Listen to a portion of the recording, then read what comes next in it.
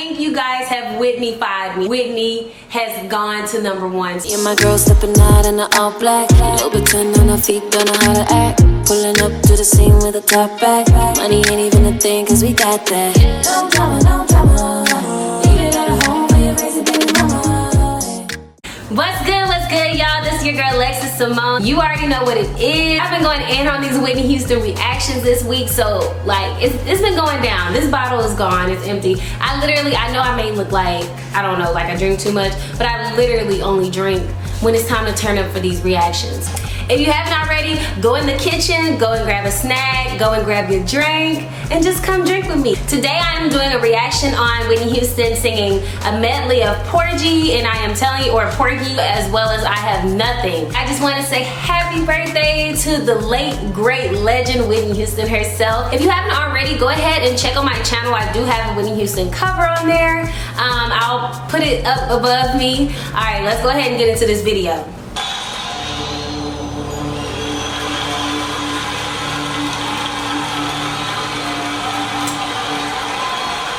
This is a lot of big songs in one sitting.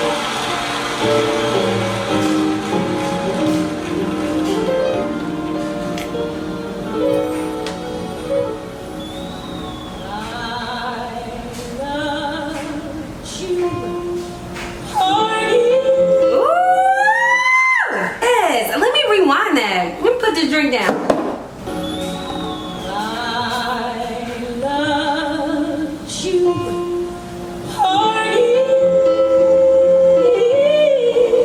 The jazz phrase, the cadence. She looks gorgeous. She looks drop dead gorgeous. I love the gown. There go those hands again. If you can keep me, I want to.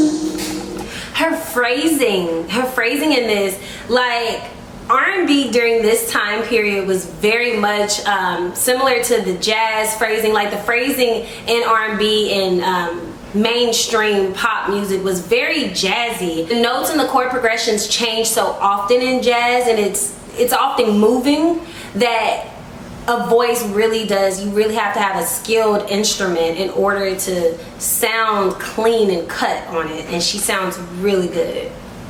Stay here.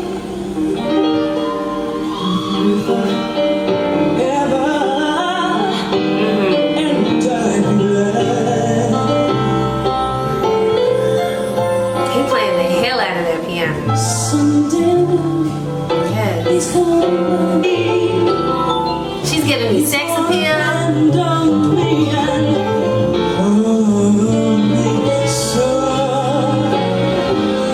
So I love this thing that she does with her voice. As a singer that is a soprano, a lot of the times they can hit those lower notes, but because they live so much in the high part of their range, that they do this false chest, this false lower tone, where it's kind of like I'm having trouble hitting that note. Live in it and almost sound like you can't hit that bottom note. Although you can, you want it to sound like I'm giving y'all this, but I ain't got to. You know, I don't know how to phrase it, but yes, she's giving me that false chest lower tone, and it's beautiful for this song. That was elegantly put.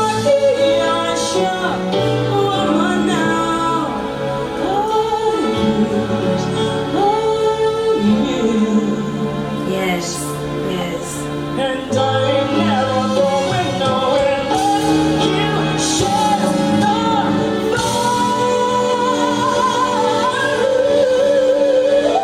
Yes! Damn! Yes, that's... Ooh, y'all.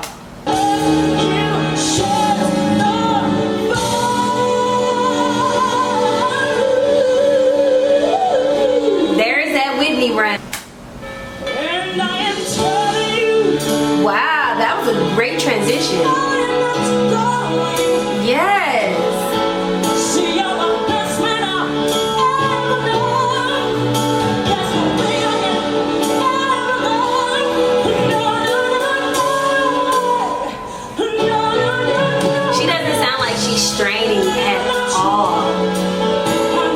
she lives so much in that high. She lives so much in that high part of her range that she never sounds like she's struggling to reach it.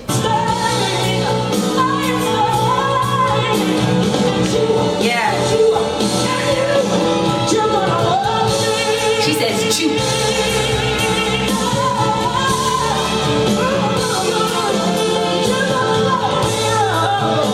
Yes. Her riffs are so effortless. So as a singer, whatever range, whatever part of the range that you are most often living in, as far as like singing wise, you want to practice that the most. And it may sound like, okay, that's pretty obvious, Alexis, but like for real, a lot of people don't do that. When they do their vocal warm-ups, they're like exercising all of their range, which is great, but for the majority of the part, if you're doing a 15-minute vocal warm-up, 10 minutes of it needs to be catered to whatever range that you're most often in.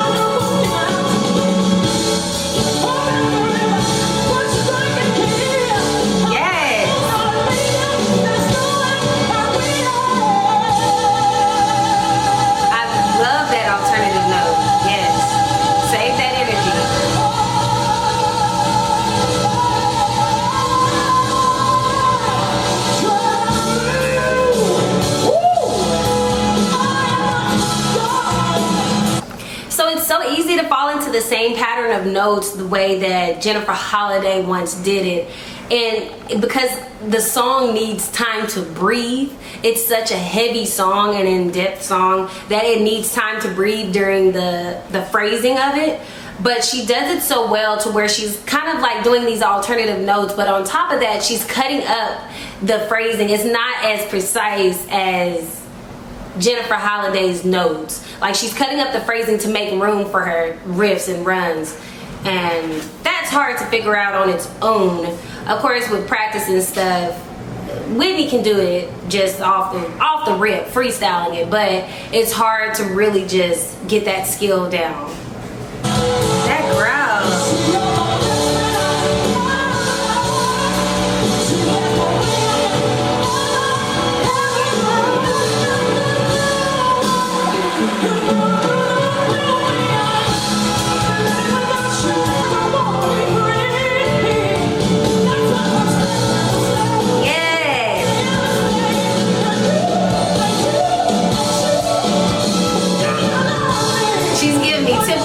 Right now.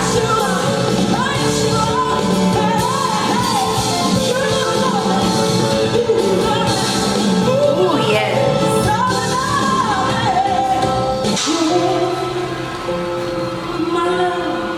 The way that she just pulled herself back together, legendary.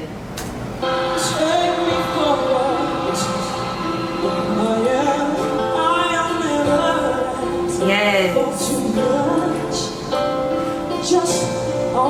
She's allowing time for the song to just breathe and for you to really get into the song.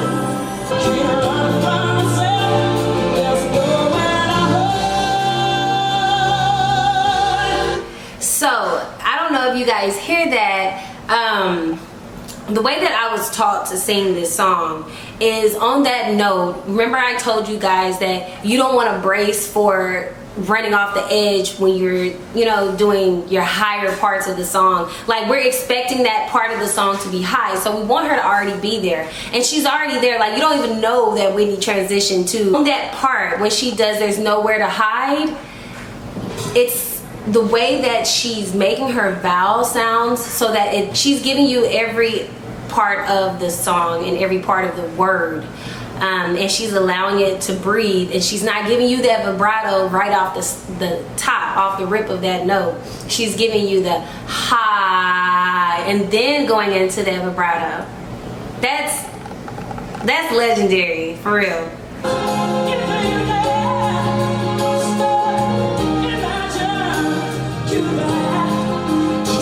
A lot instead of you. Maybe I'll start taking that, because maybe it helps her.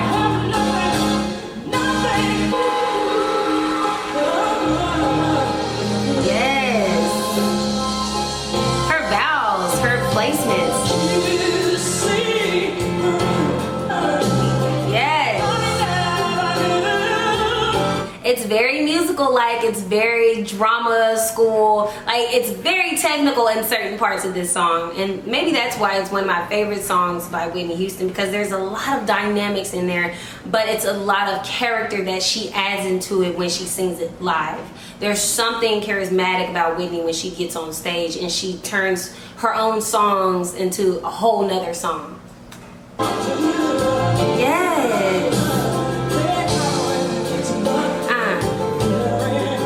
I'm rocking with you.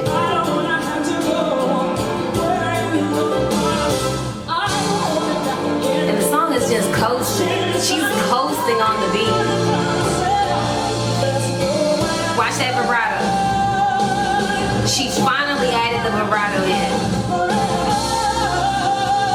Oh yes. She does lots of hand movements. Okay, Whitney, like Mariah Carey, does lots of hand movements, and to me, like I said, I feel like it's a visual, like you visualize the notes that you're singing, therefore you have to use all types of movements to get to that note. Although I have no doubt Whitney can do it in her sleep, but she does it as a way of, number one, adding a performance or adding character to her performance, as well as helping her to reach those notes more easily and effortlessly.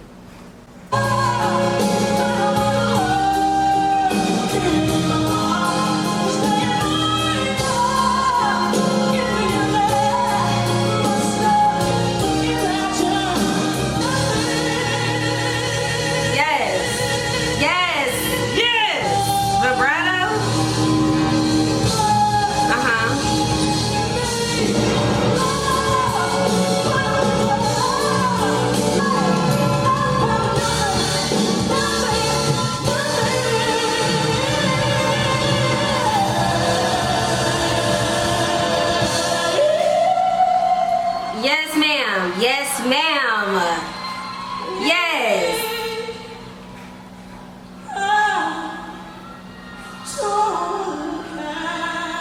Yes, the hoarseness is just perfect in this performance.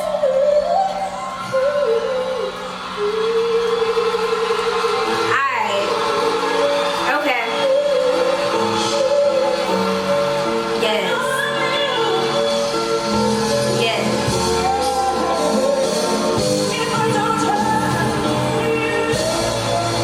Typical Whitney.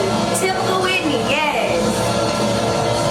Some of you may know that my number one has been Mariah Carey. For the past, I'll say maybe 2 decades, I've been following Mariah Carey, not only as a singer, she's been the best technical singer to me, but as a songwriter.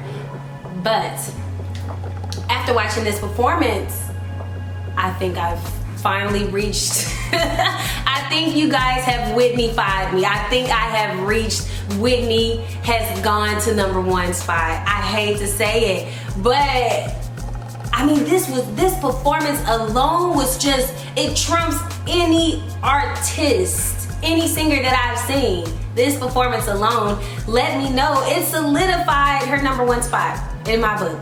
I'm hurt, y'all. I'm hurt, but oh, you know, overjoyed at the same time. I've never heard the song Porgy. It was a beautiful song. The song was very jazzy, and I've never heard Whitney Houston sound so jazzy and sound so free when she's singing it, but so sensual. And she was having fun with it and playing with the audience and interacting with us. And then when she got to And I'm Telling You, and I Am Telling You, Whitney killed that out. Like, Whitney gave me my life. She changed up the notes. She gave me alternative notes. Like I said, it's easy to fall into the same notes that Jennifer Holliday gave you because she executed the song so good. But Whitney allowed so much time to breathe. That's where she was doing her staccato notes so that she can add in her own Whitney riffs in there and her own Whitney character. Excellent. And you guys know how I feel about I Have Nothing, so I'm not even gonna get into that. I can tell that the way that she performs I Have Nothing, it pretty much is the same way that she always performs it. She adds little bits of character or a little bit of energy. Depending on the energy of the night, she'll add something different into it. But I pretty much knew what note she was gonna go to because I just did that video, a reaction to I Have Nothing. This performance set her off, like, far away from the others. You know, get over there. Y'all don't belong in the same field as Whitney Houston. So yeah, go ahead and comment down below, y'all, what y'all think of this performance. I'm speechless. Remember that I have a cover of Whitney Houston, my version of I'm Missing You by Whitney Houston, which is originally done by Diana Ross. I'll link it up above so you guys can just click on that and watch that really quick. Once again, I love you guys and I will see you guys on Wednesday. Bye.